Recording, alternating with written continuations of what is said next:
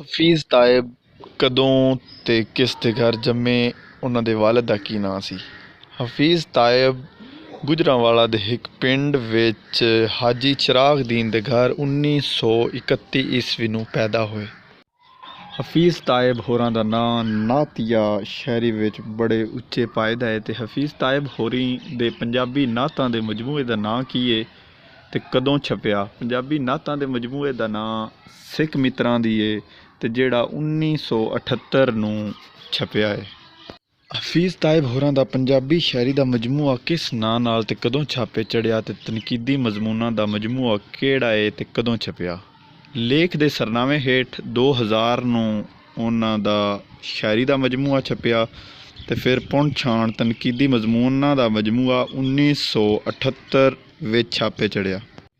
ਹਫੀਜ਼ ਤਾਇਬ ਹੋਰਾਂ ਦੇ ਪੰਜਾਬੀ ਤੋਂ ਵੱਖ ਉਰਦੂ ਨਾਤਾਂ ਦੇ ਕਿੰਨੇ ਮਜਮੂਏ ਛਾਪੇ ਚੜ੍ਹ ਚੁੱਕੇ ਨੇ? ਉਹਨਾਂ ਦੇ ਨਾਂ ਕੀ ਨੇ? ਮਨਕਬਤ ਦਾ ਮਜਮੂਆ ਜਿਹੜਾ ਹੈ ਉਸ ਦਾ ਕੀ ਨਾਂ ਹੈ? ਉਰਦੂ ਵਿੱਚ 3 ਮਜਮੂਏ ਸੱਲੂ ਅਲੈਹਿ ਵ ਅਲੈਹਿ ਵਸੱਲਿਮੂ ਤਸਲੀਮਾ ਅਤੇ ਵਹੀ ਯਾਸੀਨ ਵਹੀ ਤਵਾਹਾ ਦੇ ਸਰਨਾਮੇ ਹੇਠ ਛਾਪੇ ਚੜ੍ਹ ਚੁੱਕੇ ਨੇ ਅਤੇ ਮਨਕਬਤ ਦਾ ਮਜਮੂਆ ਮਨਾਕਬ ਦੇ ਨਾਂ ਨਾਲ ਛਪ ਚੁੱਕਿਆ ਹੈ। ਹਫੀਜ਼ ਤਾਇਬ ਹੋਰਾਂ ਕਦੋਂ ਫੌਤ ਹੋਏ ਅਤੇ FA ਪਾਰਟ 1 ਦੇ ਨਿਸਾਬ ਵਿੱਚ ਕਿਹੜੀ ਨਾਤ 'ਤੇ ਉਸ ਦੇ 2 ਮਿਸਰੇ ਲਿਖੋ।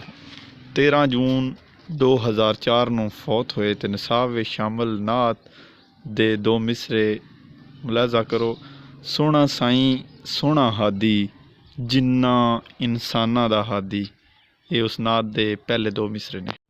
ਸ਼ਾਹ ਮੁਰਾਦ ਕੌਣ ਸੀ?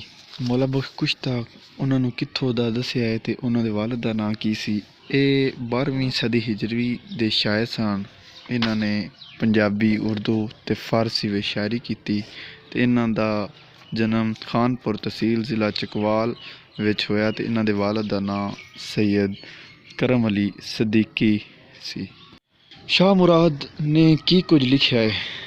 ਆਪ ਦਾ ਕਲਾਮ ਬਜ਼ਮੇ ਸਕਾਫਤ ਚਕਵਾਲ ਨੇ ਗੁਲਜ਼ਾਰੇ ਸ਼ਾਹ ਮੁਰਾਦ ਦੇ ਸਰਨਾਮੇ ਹੇਠ ਸ਼ਾਇਆ ਕੀਤਾ ਅਤੇ ਇਹਦੇ ਵਿੱਚ 8 ਗਜ਼ਲਾਂ ਅਤੇ 1 ਮਸਨਵੀ ਹੈ। ਇਸ ਤੋਂ ਇਲਾਵਾ ਉਹਨਾਂ ਅਬਿਆਤੇ ਸ਼ਾਹ ਮੁਰਾਦ, ਚਰਖਾ ਅਤੇ ਨੂਰਨਾਮਾ ਵੀ ਕਲਾਮ ਦੇ ਮਜਮੂਏ ਨੇ ਜਿਹੜੇ ਛਾਪੇ ਚੜ੍ਹ ਚੁੱਕੇ ਨੇ। ਅਲੀ ਹੈਦਰ ਮੁਲਤਾਨੀ ਕਦੋਂ ਅਤੇ ਕਿੱਥੇ ਪੈਦਾ ਹੋਏ ਅਤੇ ਉਹਨਾਂ ਦੇ ਵਾਲਿਦ ਮੁਹਤਰਮ ਦਾ ਕੀ ਨਾਂ ਸੀ? ਆਪ 1690 ਨੂੰ ਚੌਂਤਰਾ ਜ਼ਿਲ੍ਹਾ ਟੋਬਾ ਟੇਕ ਸਿੰਘ ਵਿੱਚ ਸ਼ੇਖ ਅਮੀਨ ਦੇ ਘਰ ਜਨਮ ਲਿਆ। ਅਲੀ ਹੈਦਰ ਮੁਲਤਾਨੀ ਹੋਰਾਂ ਦੇ ਮੁਰਸ਼ਦ ਦਾ ਕੀ ਨਾਂ ਸੀ ਅਤੇ ਉਹਨਾਂ ਦੇ ਹਮ ਅਸਰ ਕਿਹੜੇ ਸ਼ਾਇਰ ਨੇ? ਆਪ ਦੇ ਮੁਰਸ਼ਦ ਦਾ ਨਾਂ ਖਵਾਜਾ ਫਖਰੁਦੀਨ ਦਹਿਲਵੀ ਸੀ ਅਤੇ ਉਹਨਾਂ ਦੇ ਹਮ ਅਸਰ ਸ਼ਾਇਰਾਂ ਵਿੱਚ ਬੁੱਲੇ ਸ਼ਾਹ ਅਤੇ ਵਾਰਿਸ ਸ਼ਾਹ ਹੋਰਾਂ ਦੇ ਨਾਂ ਬੜੇ ਉੱਚੇ ਅਤੇ ਸੁੱਚੇ ਸਨ। ਅਲੀ ਹੈਦਰ ਮੁਲਤਾਨੀ ਦੀਆਂ ਕਿਹੜੀਆਂ ਲਿਖਤਾਂ ਸਨ ਅਤੇ ਕਦੋਂ ਫੌਤ ਹੋਏ?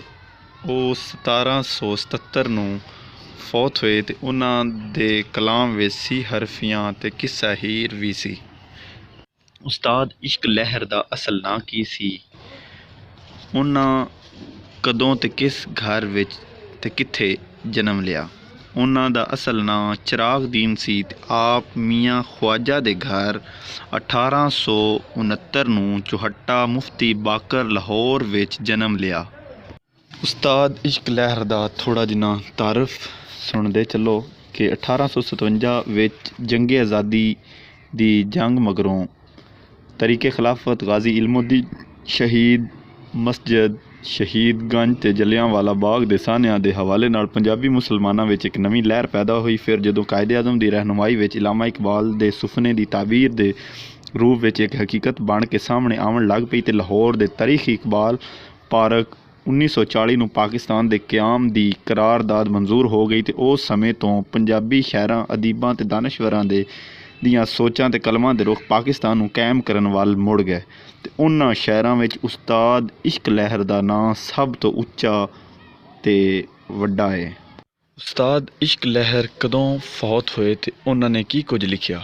ਉਹਨਾਂ ਨੇ ਬੇਸ਼ੱਕ ਜ਼ਹਿਰੀ ਇਲਮ ਹਾਸਲ ਨਹੀਂ ਸੀ ਕੀਤੇ, ਪਰ ਅੱਲਾਹ ਪਾਕ ਨੇ ਉਹਨਾਂ ਨੂੰ ਬੜਾ ਇਲਮ ਦੇ ਕੇ ਨਵਾਜ਼ਿਆ ਸੀ। ਉਹਨਾਂ ਦੀਆਂ ਕਿਤਾਬਾਂ ਬਰਤਾਨਵੀ ਇਕਬਾਲ, ਗੁਲ ਅਤੇ ਆਸ਼ਕ, ਦਾਮਨੇ ਯੂਸਫ ਅਤੇ ਪੰਜਾਬੀ ਨਜ਼ਮ, ਗੈਰਤ ਦਾ ਝਗੜਾ ਅਤੇ ਨਗਮਾ ਪਾਕਿਸਤਾਨ ਤੇ ਇਸ਼ਕ ਦੀ ਲਹਿਰ ਨਜ਼ਮ ਬਹੁਤ ਮਸ਼ਹੂਰ ਹੋਈਆਂ ਸਨ ਤੇ ਉਹਨਾਂ ਨੇ 26 ਨਵੰਬਰ 1948 ਨੂੰ ਵਫਾਤ ਪਾਈ। ਡਾਕਟਰ ਸ਼ਬਾਜ਼ ਮਲਕ ਹੋਰਾਂ ਦੇ ਬਕੌਲ ਕਿ ਜਿਨ੍ਹਾਂ ਨੇ ਤਰੀਕੇ ਪਾਕਿਸਤਾਨ ਵਿੱਚ ਉਸਤਾਦ ਇਸ਼ਕ ਲਹਿਰ ਦੇ ਨਾਲ ਨਾਂ ਕਮਾਇਆ, ਉਹਨਾਂ ਦੇ ਨਾਂ ਵੇਖੋ।